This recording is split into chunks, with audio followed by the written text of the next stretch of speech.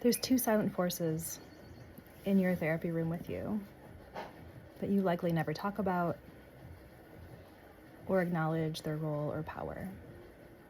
The first being AI,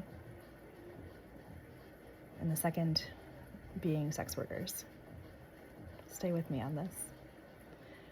As somebody who works in both areas, doing erotic labor as well as therapy labor, never with the same people,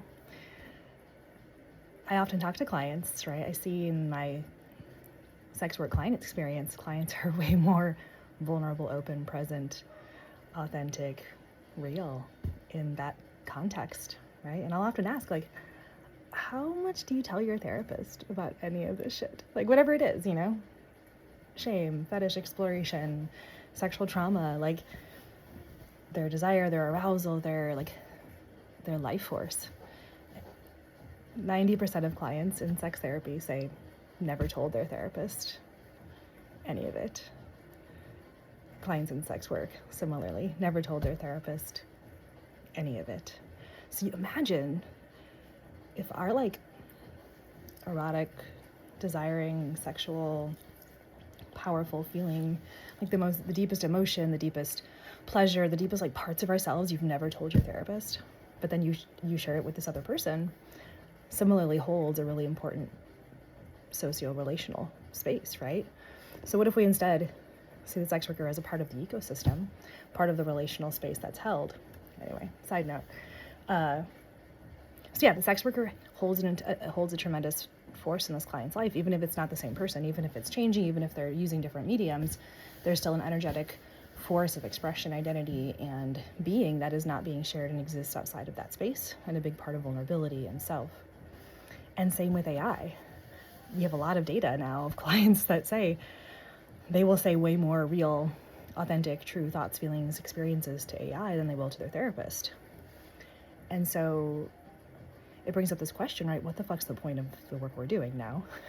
What will differentiate us from an AI if clients are feeling safer, more supported, more reflective there, even though it's fake, which is a conversation for a different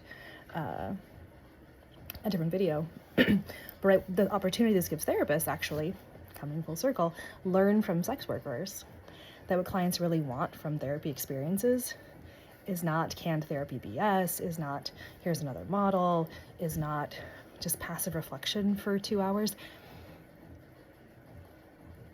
I have heard from clients that there's therapists who literally say nothing in session.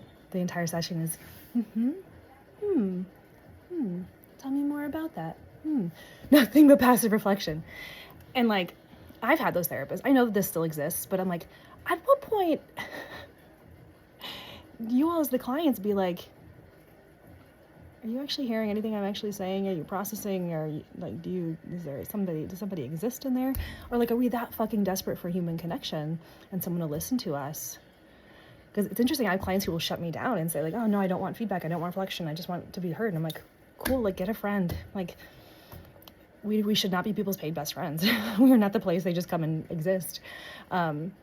But instead we have this more complex role of being humans who can help synthesize. The thing that AI cannot do and will not do well is synthesize human experiences based on lived experiential knowledge in our bodies, in our genetic systems, in our ancestry.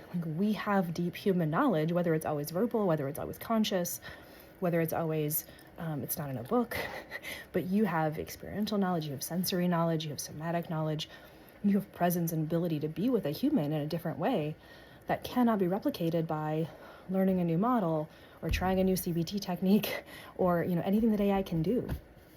But we have to get better at what does it actually look like to challenge the systems that create oppressive therapy structures, right? I also hear so often from clients that they experience racism, horophobia, transphobia. If you are working in a field and then actively oppressing the clients that the field was created to serve, because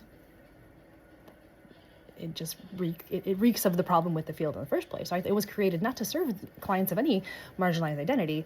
It was created to reinforce white saviorism and classism and racism and the need for the wounded other, right? So the systems only thrive when we continue to pathologize people's pain versus say, wait, all of you are hurting and fucked up because the systems are fucked up and we're all hurting and we're all in this together. Let's like start building the boat and start creating something different. And I don't know why I fucking went to building the boat.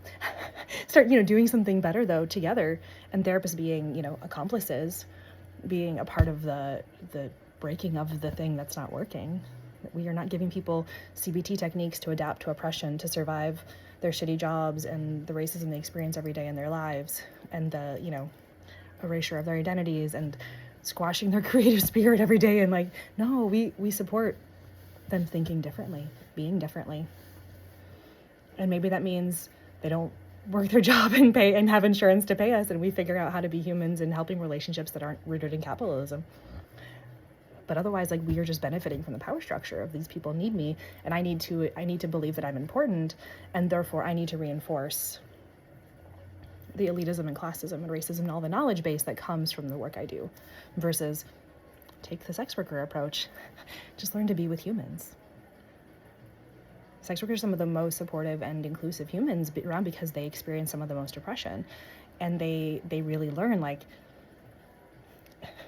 sitting with vulnerability of anybody is a protected and honorable experience, and they do it well. And therapists could take a couple of points of growth from just being with other humans.